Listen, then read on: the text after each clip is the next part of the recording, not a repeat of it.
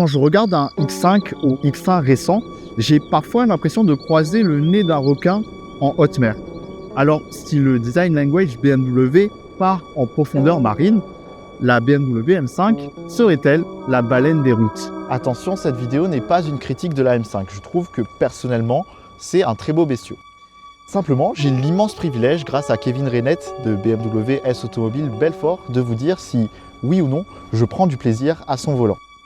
Merci à lui pour sa confiance. Mettre 150 000 € et 727 chevaux entre mes mains, c'est un cadeau énorme.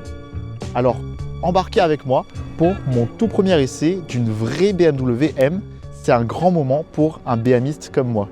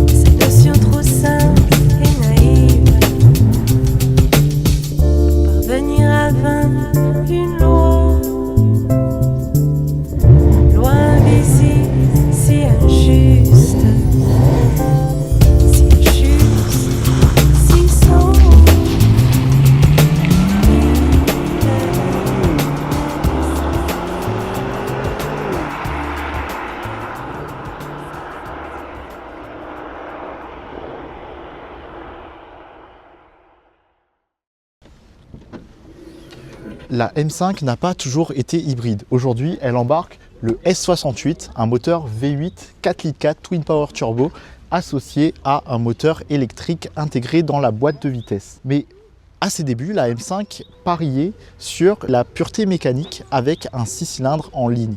C'est avec la E39 dans les années 90 que BMW est passé au V8.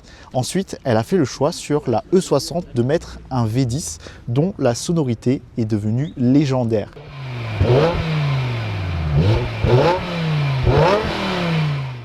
Avec la F10, donc la génération précédente, ils sont revenus à une architecture V8 plus efficiente et aujourd'hui, BMW arrive à conserver le V8 dans sa M5 avec une technologie qui est héritée du BMW XM qu'on a pu voir précédemment, c'est la technologie M hybride.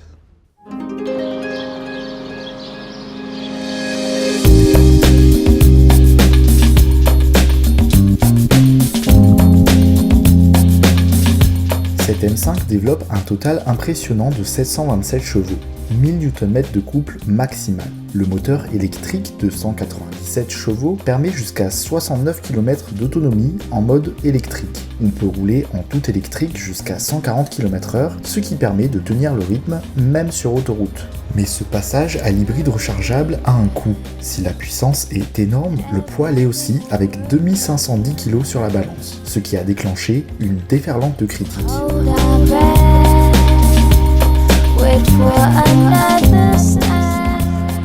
Malgré tout, je trouve ça honorable de la part de BMW d'avoir fait ce compromis pour conserver le V8. C'est un vrai effort d'ingénierie de la part de la marque bavaroise qui prévoit d'électrifier la totalité de sa gamme M d'ici 2030. En fait, cette hybridation, elle permet à la M5 d'éviter un énorme malus. Plusieurs teintes de carrosserie sont proposées sur la M5, du carbon black en passant par le vert Île de Mans et même une option individuelle BMW Frozen Deep Grey. Notre modèle aujourd'hui arbore le Brooklyn Grey qui est souvent comparé au gris Nardo de Audi. Le design de cette dernière M5 ne fait pas l'unanimité. Moi, je la trouve très réussie, surtout à côté de la série 5 de base que je trouve franchement moins séduisante. Et finalement, c'est logique, la M5 n'est pas une simple série 5 bodybuildée. Elle ne partage avec cette dernière que le capot et les portes. Tout le reste a été retravaillé. Elle élargit, passage de roue plus généreux, posture nettement plus agressive. À l'arrière, entre le spoiler M et le diffuseur en deux parties intégrant 4 sorties d'échappement, la M5 affiche une carrure étonnamment musclée.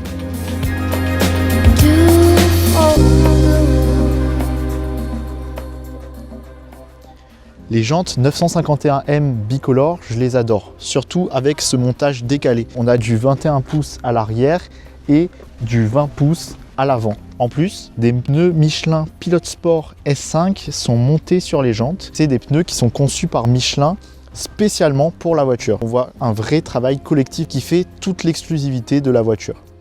Dommage cependant que notre modèle d'essai n'ait pas l'option M Carbone céramique qui n'est pas de série. Le freinage acier pèse 25 kg de plus et sur cette berline qui frôle les 3 tonnes, les freins carbone auraient été vraiment utiles. Mais à 10 000 €, on comprend pourquoi ils ne sont pas de la partie. Le pack carbone n'est pas donné non plus, 3 300 € pour inclure le toit, les rétroviseurs et le spoiler.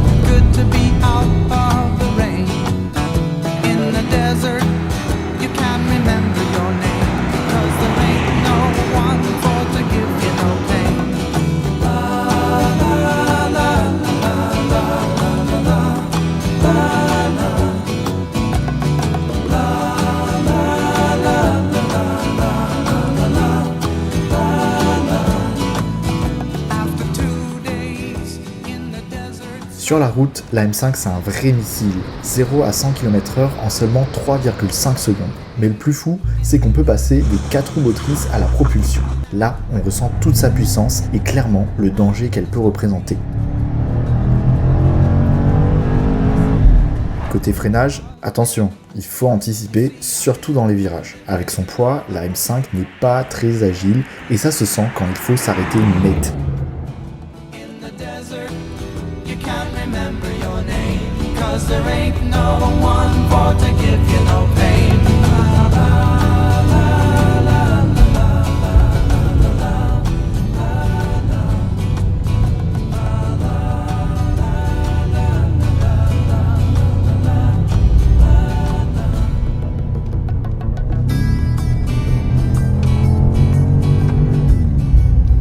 La M5, c'est un combat constant entre les lois de la physique et les prouesses technologiques. Pour améliorer la stabilité de la M5, BMW a ajouté des roues arrière directrices.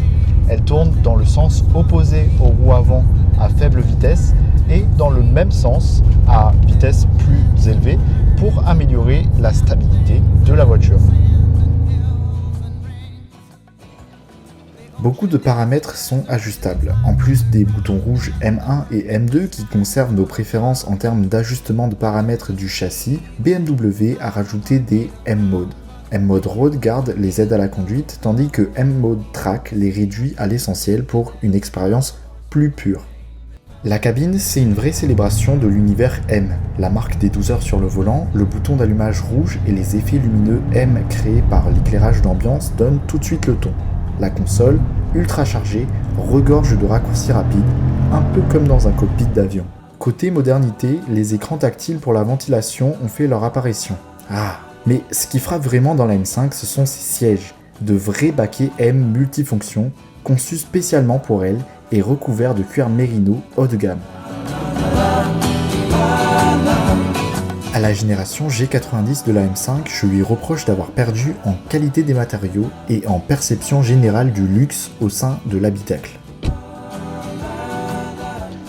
Enfin, le coffre offre 466 litres, c'est un peu moins que sur la génération précédente, mais c'est normal, les suspensions ont été retravaillées et les batteries occupent un peu plus de place en hauteur. Mais pas de souci, si je rabats mes sièges, la M5 peut toujours accueillir mon sac de golf.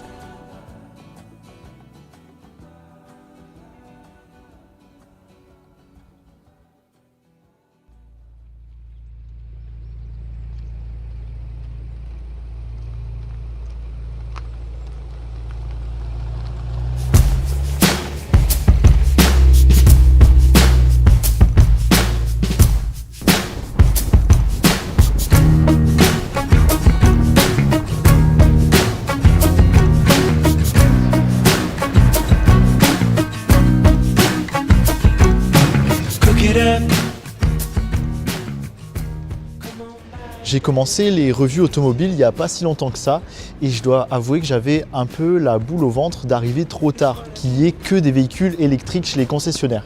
Alors la M5, c'est un compromis, mais c'est un compromis qui permet à moi et à d'autres passionnés de vivre la passion du thermique encore quelques années. Alors pour ça, je remercie BMW. Merci aussi à vous d'avoir regardé cette vidéo. Si elle vous a plu, n'hésitez pas à vous abonner, à laisser un like pour qu'on continue à développer la chaîne. A plus, moi je vais prendre un café.